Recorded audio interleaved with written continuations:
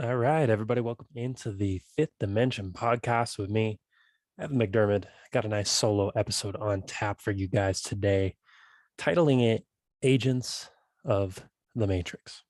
Now, there's a reason I'm doing that, and I believe it's because at times we are all agents of this matrix system that we live in with our conditioned programming, our conditioned set of ideas about self and who we are. And really, what this is about is gaining conscious awareness and transparency about who we are on a deeper level, and using that to recognize when we come into our own patterns of Agent Smith conditioning, if you will. Um, but if you're a fan of the show, thanks for tuning in. This is a solo episode that I haven't done one of those in a little while. I did the Twin Hearts one back recently. We got some interviews coming up in the very near future. So be sure to subscribe if you're a fan of the show. A few familiar guests, a few new guests, as always.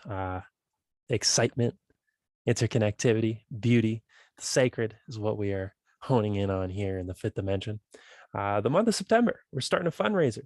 So if you are supporting of this work, whether it be my podcast, Substack, this month we have $1,000 goal to support this donation-based work.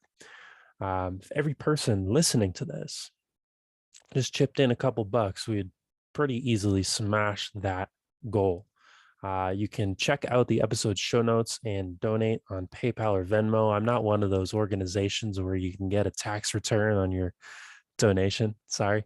I don't intend to become one either. I ain't dealing with the government. So I'm pretty sure everybody listening can understand that. But if you would like to chip into our goal, a few readers of the Substack have already chipped in, but we're at about a 1.5, 2% of the goal. So we're just getting started, though. It's only September 4th, and I believe we will hit this goal. So if you want to donate and support the show, I know the economy is in absolute shambles and the fiat currency is likely dying and it is on the way out. So if you want to do something meaningful with it while it's here, you can donate to the show and support this podcast. It means a lot. And the links to that are in the episode show notes. And you can find me on Instagram, Twitter, wherever it may be. Be sure to connect on social media. Been doing an expansive transformational process in a way, and I've been really connecting with a lot of new people lately, which has been beautiful. And if you're listening to this and you want to connect, hit me up, yo. Let's make it happen. So let's jump into the episode. Let's jump to the topic at hand. I don't know how long this podcast is going to go. I just kind of knew I had to hop on it, which is usually how it goes. And I have a few ideas on mind on what we can dive into here.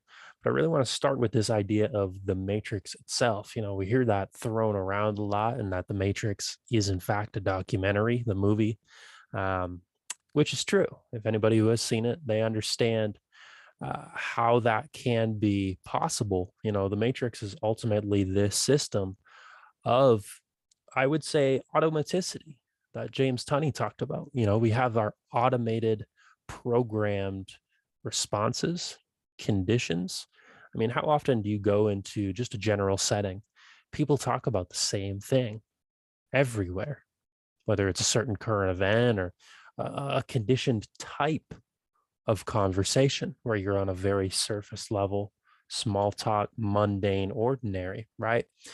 Um, the matrix is this way that our minds have been programmed for mass mind control and hypnosis to find a sense of complacency within this system, right? They give us just enough truth and connection to not question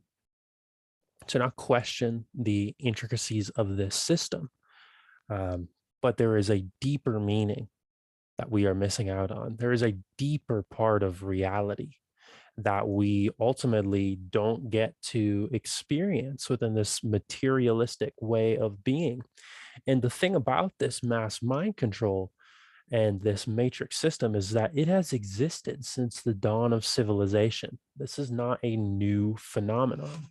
I'd recommend anybody who is interested in learning about sort of the what we'll call them custodial elites of society from the dawn of, you know, even ancient Egypt, all the way back then.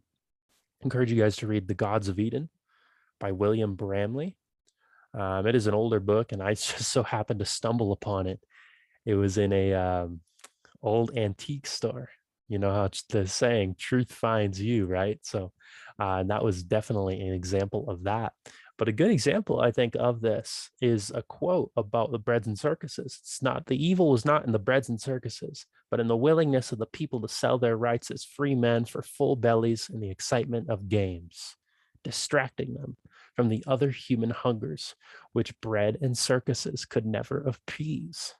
That was Cicero, right? And so this idea of a bread and circus, this idea of just distraction and numbing, it's something that's thousands of years old. We're not dealing with a new phenomenon. You know, all the great mystics have wrote about this. Rumi has written about this in his poem "Let Them Sleep," and I believe I referenced that in my podcast with Jason Christoff, and I might have even referenced it with Clint Russell as well, as it's a profound poem, "Let Them Sleep." In fact, I actually, maybe I don't remember if I may have read it to you on the last podcast, but maybe I should read that to you so you can hear Rumi's words and just let it sink in, because there's a level of necessity for us to allow people for where they are at within this system. It's the old Morpheus quote of, they are so dependent and attached to this system that they will do everything within their own power to keep it alive, right? So when you're not operating under the guise of mind control, when you have broken free from the programs and you start to become aware of your own programs and your own conditions and your own blind spots and even your own ways where you still have this matrix programming, where you react when somebody says a certain thing, or when you attach your identity to something specific, right? That's still matrix programming, and that's fine, right? But let me read this. Let me read the Rumi poem, because I actually do really love this poem. I've been reading a lot of Rumi, especially if you subscribe to my Substack. You kind of know this. You've probably seen this. I would say go subscribe to my Substack, by the way. I forgot to say that at the beginning. McDermott.substack.com. If you're a fan of the show, that's the best place to subscribe. McDermott.substack.com. So check it out on there. Posting almost every day. But this poem is "Let Them Sleep." Those who don't feel this love, pulling them like a river. Those who don't drink dawn like a cup of spring water, or take in sunset like supper. Those who don't want to change, let them sleep. This love is beyond the study of theology, that old trickery and hypocrisy. You want to improve your mind that way. Sleep on. I've given up on my brain. I've torn the cloth to shreds and thrown it away. If you're not completely naked, wrap your beautiful robe of words around you and sleep. So what Rumi's talking about here really is, if you're not fully opening yourself up and exposing your vulnerabilities and going into those shadows, if you're not willing to feel the deeper, radical nature of love in a more unconditional format, that's okay. But you're sleeping. You are asleep. You aren't aware of the deeper nature of this reality, of the fact that this love, and we're going to dive more into this as I get into the podcast, this love in itself is the new way. It is our new guiding force, the pinnacle for what we need to build a foundation upon for ourselves, for our families, for society as a whole. And it starts at an individual level. It's about finding love within, right? And we've been really disconnected from the concept of love. We've been really disconnected from the idea of our own interconnected state and love in an unconditional sense, right?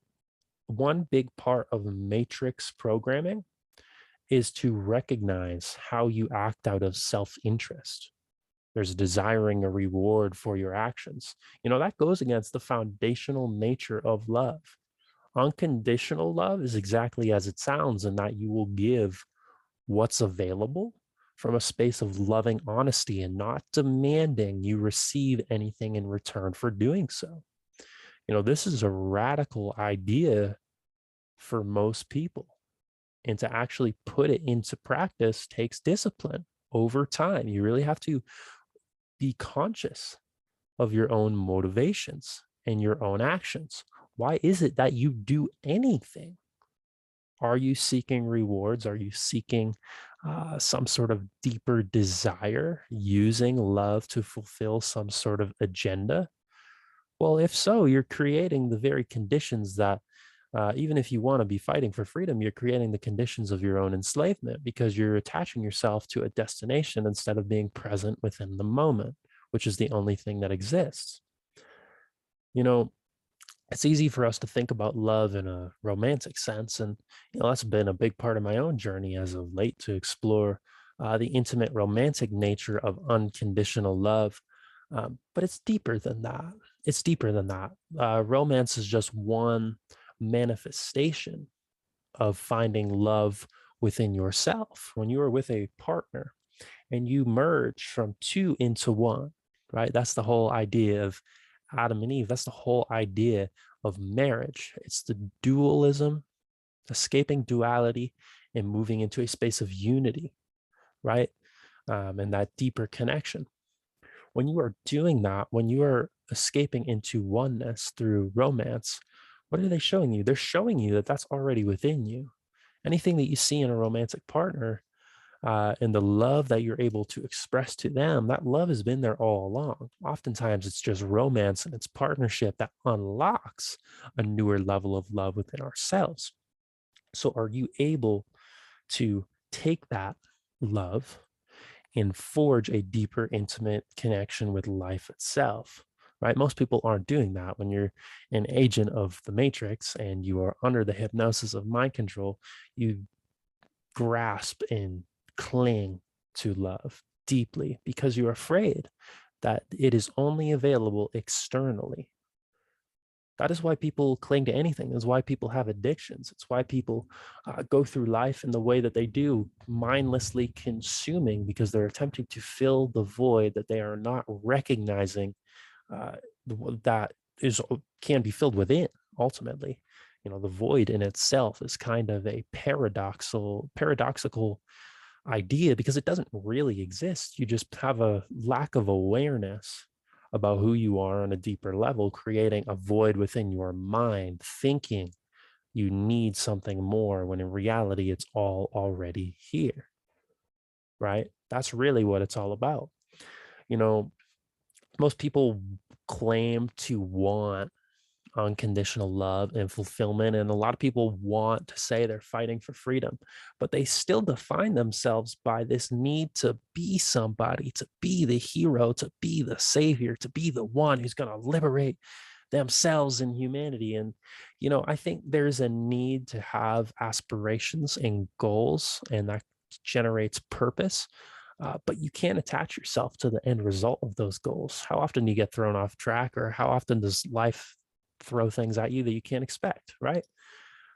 The actual reward comes from the actions that are in pursuit of a goal, right? That's the reward in itself. And that's the love that's going to be generated. Most people are too afraid to admit that they themselves are nobody and know absolutely nothing. I've really chosen to embody the full archetype in the purest sense and just sort of let that be my guiding force because I don't really know anything. I don't fucking know. Like I have my ideas and I have my beliefs, but I don't know. Like I would like to know, and I think there's certain things I'm learning. But in the same sense, I am just a temporary but also timeless experience. When you escape the trap of this matrix and when you're birthed into this new reality, this new form of awareness of oneself in relation to the rest of the world, you recognize that you are both nothing, but you are also eternal. And that's the beauty, because nothingness is timelessness, it's purity, it's love, it's the nature of reality and who we are. We don't need to do anything, we just need to be that, right? Let me read you another Rumi poem.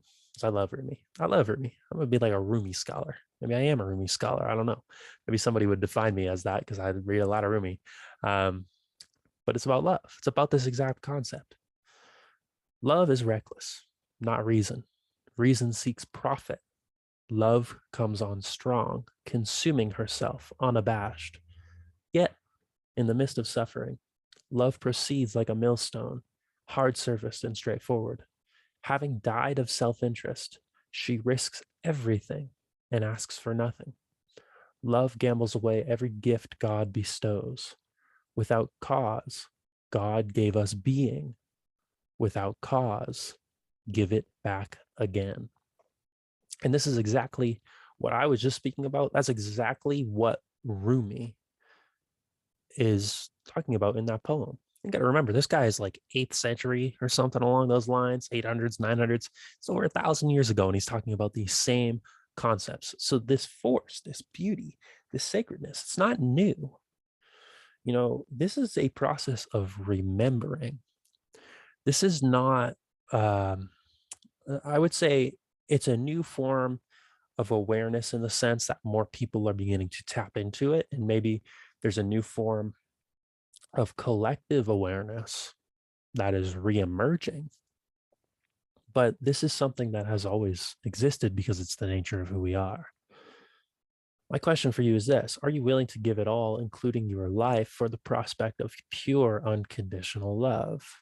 To live beyond the confines and walls and barriers of this matrix that has trained you to put up the cloak of armor uh, between your own heart and the rest of the world? Are you willing to give it all? Just for the prospect, not even the guarantee, just the prospect of it. We have to die 1,000 deaths in this lifetime in order to remember who it is that we are, because we create ego and identity attachments. And when we create those ego and identity attachments, it's no different than having a relationship with another person where you create an attachment. And when that person dies, you mourn. Well, when these identity attachments, when you create a relationship with them, it gives them life. And therefore, it has to die when you're letting it go, and you have to mourn it. It's a process of mourning. That's why you are, I think it was Emma Zeg posted on her Instagram one time about, I've been to 1,000 funerals this past year and they've all been my own. Like, hell yeah, same. Like, my God. It was something along those lines. I probably butchered it. Anytime I'm not directly quoting or directly reading, there's a good chance it's getting butchered. But that's exactly right. We need to be willing to die, put ourselves on the crucifix, and let the crucifixion happen so we can be reborn. It's the old timeless tale of the phoenix rising from the ashes, emerging as a new form of awareness, a new being, when in reality, you're just remembering. If we're looking at it from what is actually happening within ourselves, we are remembering, we are letting go and giving space to remember and just be present in our awareness. That's all it is. That's all it is.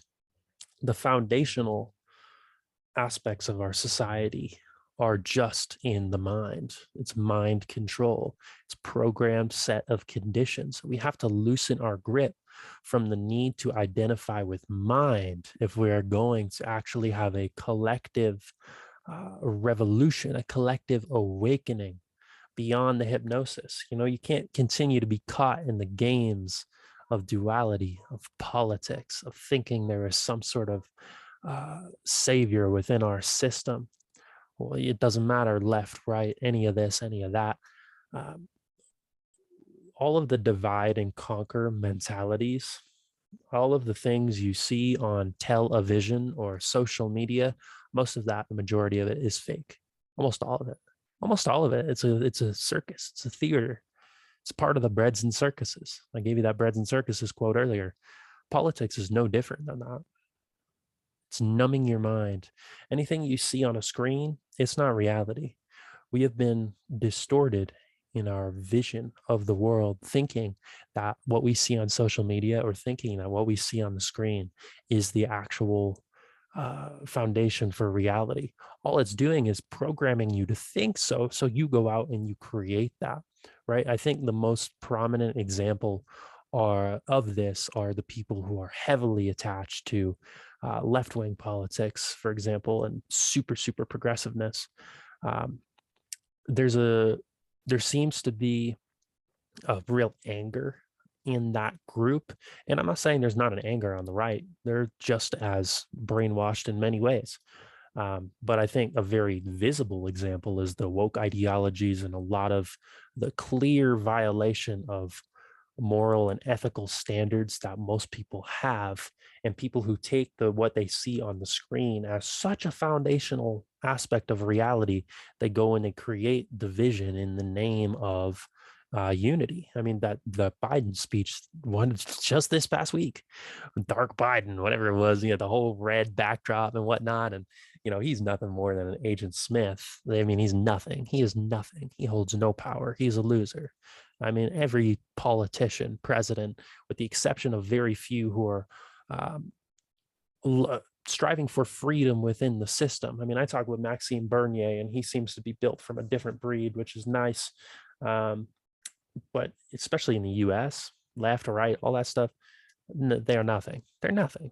They don't hold any real power. But what he does is he creates this dark image and creates this fear reaction where people get caught in hysteria, and then they go and they create the very image that they just got projected on, like that was projected onto them, right? What power does he actually hold? Imagine everybody who's sitting there watching the news in their own individual houses. They're all watching the same thing. What would happen if you put them all in the same room while they're watching it, and they're watching a massive screen all together? You'd view it as a mass brainwashing ceremony. It'd be like Big Brother in 1984, where they're all gathered around watching, right? It's the exact same thing, only, we have these televisions in our houses and we all consume individually. And so we think we're free. But really, if you're connected to all the narratives and what's going on social media, if you view that in a light from fear or disconnect, that's matrix programming. You're acting as an agent of the matrix when you take what they are showing you at face value. And I'm guilty of it myself on occasion. I'm not saying that, if anything, what I'm saying is we all have this within us and we all need to be aware of it. I'm guilty of it myself. I saw that Biden image and I'm like, oh my God, the dude looks like Hitler. Like, but that's the point. That's the point. That's exactly what they want me to think. And that based on where I am in my own beliefs and ideas. And they want me to attach to that image and feel fear and then create more division based on that own internal fear. No, I'm not playing that game. I'm not playing that game. We are not doing this anymore. This is exactly the reason we are in this trap and why we have not set ourselves free. I kind of view the matrix in a sense almost in the word itself, matrix, you can translate it back to mother. So we can think about that for a moment. How is the matrix like our mother? I tend to view it like this. We are so, at least psychologically, in an adolescent mindset, right? And we have a choice right now.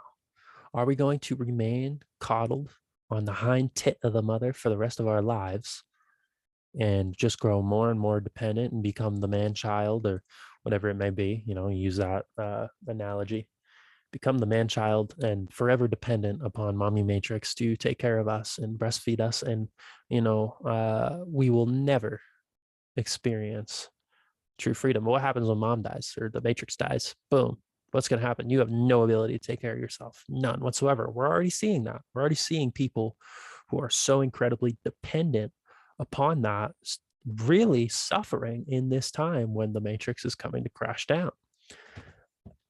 Or can we accept that this was a necessary phase, a necessary experience for us to learn a deeper sense of what it means to be disconnected from our own soul, our own heart, from one another, when we create a foundation like that's built in illusion, right? When the tower of false identity comes crashing down, can this be a rite of passage? This is our rite of passage, an initiation.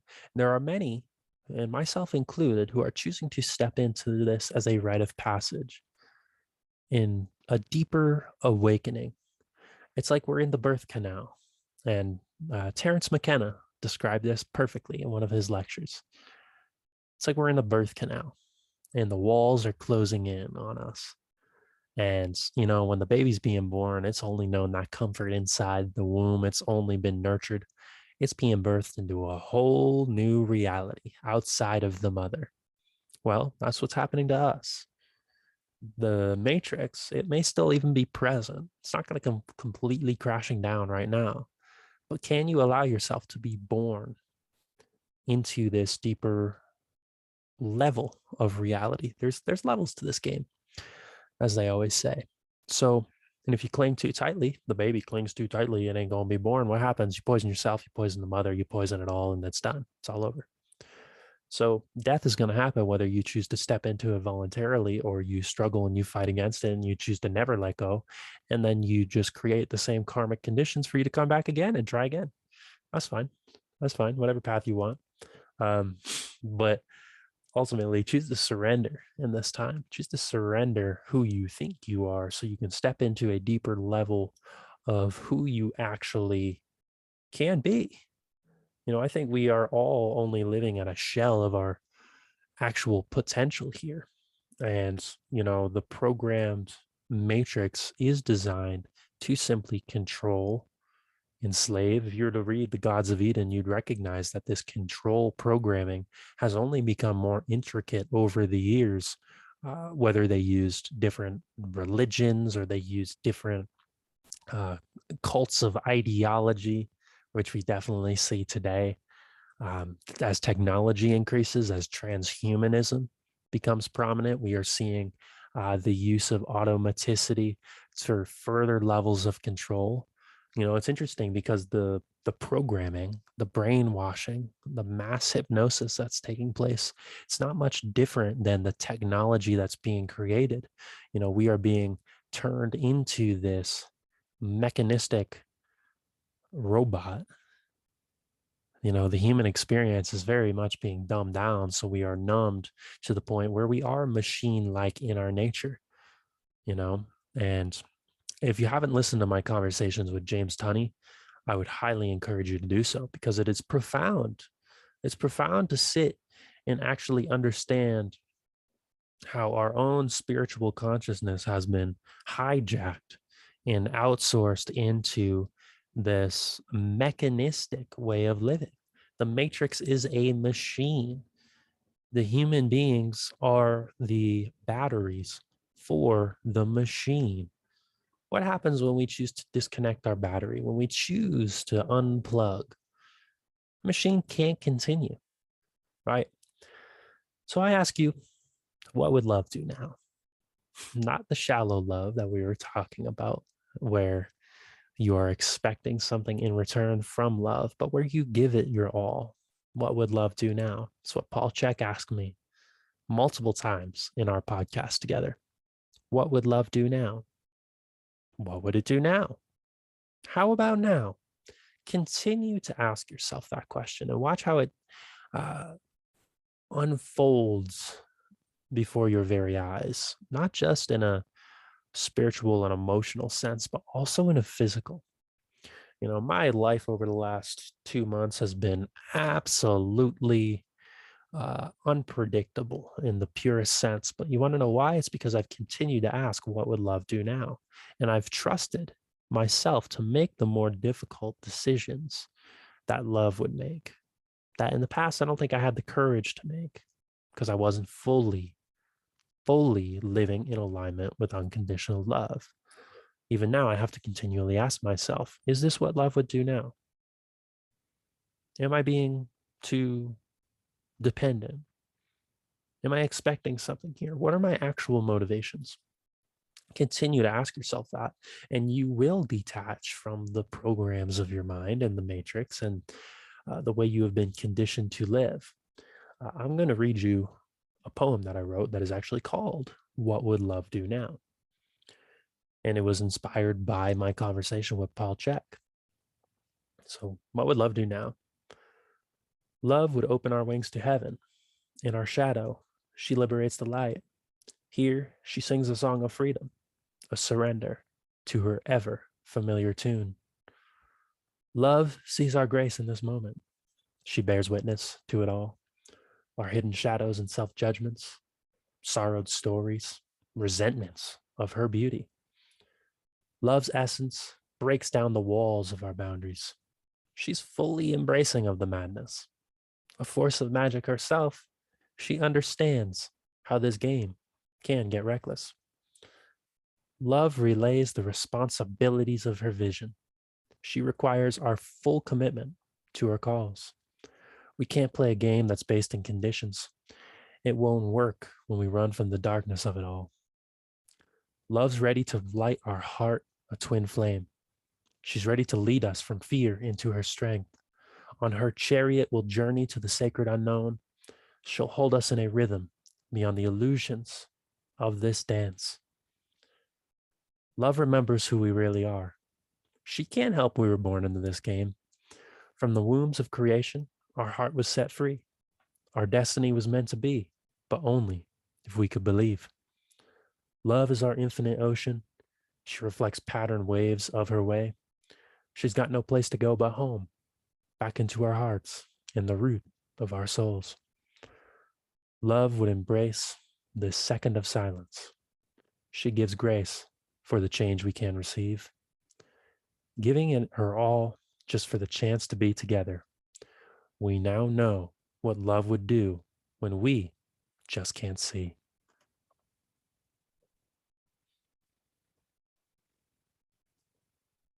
So ask yourself, what would love do now? What would love do now about those in our lives who are attached to the division, attached to the separateness? What would love do about our own self judgments, our own inner criticism? What would love do about the darkness manifesting on our television screens and on our social media? What would love do when you step outside and recognize how much of it all is illusions? What would love do now, in this very moment, as you sit here in its presence? Would it do anything? Would it just be? Would it just radiate? Love will always guide you forward. It's a matter of trusting in its direction, surrendering, opening up your heart to a radical, radical new way of being, a new way of understanding. You see, the path ahead is very simple. There's certainly darkness to illuminate. There is certainly chaos that we must navigate. The matrix will continue to infringe as long as we stay attached to it. When you recognize that true freedom, the essence of it, starts as an inward experience, you're forever free. Certainly, like I talked about with Clint Russell on a previous podcast, there are levels of external freedom that can determine what's going to happen in our lives. Obviously, are you free if you are imprisoned? That's a great question. Dr. Fleet Mull, who I had on my podcast, he said he was never more free when he was in prison. So it's freedom of mindset. Ask love that question. You don't need to have an answer from your mind. The mind is just a program. It's a set of stories. It's a set of conditions. It's a set of experiences and understandings that you use to rationalize what we call reality. True awakening comes when you realize that the external world is a manifestation of your internal world. They are one and the same. As above, so below. The internal is what generates the external. It's not the other way around. So take that knowing of your own internal freedom, of who it is that you are, allow that to be the guiding pillar for the external circumstances that you choose to create. You can't, you can certainly help others awaken. But as Rumi says, if others are not ready for the love, let them sleep. That's all you can give them. Anything that you try and force upon them that is not based in love, you are actively sowing the seeds for division, for conflict, because there's judgment involved. And there is room for judgment in some senses where we take responsibility for our actions, or we recognize the actions of others where things cross moral and ethical boundaries. There's room for judgment in that sense on a philosophical level. But in terms of your own day-to-day relations, don't go in with judgment. People are where they are for the reason that they are. What will awaken them is planting the seeds of love and watering that and opening your heart to the possibilities that come from it. So live, this is what I'll say, live as if you have already died, as if it was ending right now. What does that mean for this moment and every movement moving forward? What's a deeper meaning behind it? A little bit more purpose. I think the number one regret people have in their lives is that they didn't love more. They may say it's they weren't happy. They realize happiness is a choice, things like that. Happiness comes through love, loving more. Break your need to identify with the hysteria, with the madness, with the chaos. Yes, observe it. Understand the spirits of darkness. Understand that they are present. But why are they here? They're to highlight our own shadow. If you become too attached to this darkness, it will consume you to the point where you aren't even worried about self-preservation. You'll be so consumed by the darkness, you will become a zombie to it, acting as an Agent Smith in the Matrix. And there are many people who may be at this point to an irreversible level. I personally don't know if that's true, but it's possible. But even then, there's no reason for judgment. Every single individual soul that is here for a reason. Can we remember our true interconnected nature beyond the programmings of mind? It comes starting with heart, generated from a heart space consciousness. And what that'll do is that will liberate mankind and break the mass mind control that has gone on for thousands upon thousands of years since the dawn of civilization. We don't need to be ruled over it. You don't need anybody to rule over you. You don't need my permission to do anything. Trust in yourself. Trust in the direction that you're moving. So that'll just about wrap up this episode. I don't have much else to say, to be honest with you. I think this is covered where I was, I guess, looking to explore. To be perfectly honest with you, I didn't really know where it would go. Just kind of wanted to talk about our matrix programming. And, we really do need to find the balance of recognizing the darkness does live within ourselves. We are products of this system, as is everybody else. There are just some people who are more attached to it. And in ways we're still attached to it. Every day I seek to uncover more about myself and how I may be certain areas have dependency or programmed conditions of lack, right? But even now, within that uncovering process, there's deeper fulfillment and gratefulness for the ever expanding now in the present moment, right? We don't need to feel self-judgment or shame for where it is we are at. We just need to be present, open our hearts, and commit to new levels of understanding. So it's going to wrap up this episode. Be sure to contribute to our fundraiser, raise $1,000 to help support this show. And, if I can generate money in this fundraiser, it's going to create more content. I'm going to have time for it. As the trying to survive within this matrix system, how much do I have to play the game? Well, I suppose it's up to the people who choose to open their hearts to me, in a sense, which is beautiful. I'm opening up my heart to the world, and I believe that when you open your heart to the world has no choice but to open its heart back to you. So let's make that fundraiser happen. Be sure to subscribe on Substack, mcdermott.substack.com. Click the subscribe on Apple Podcasts. Give us a rating. We're almost at a point where I'm going to give a giveaway soon because we're going to reach a certain amount of ratings. So be sure to click the 5-star review on Apple Podcasts, follow on Spotify, wherever you may be listening. But yeah, that's going to wrap up this episode. I hope you all enjoyed it and have a beautiful rest of your day. Ask yourself what love would do now. And what would it do now? And now. And now. And later. What would it do? Let that be your guiding force moving forward.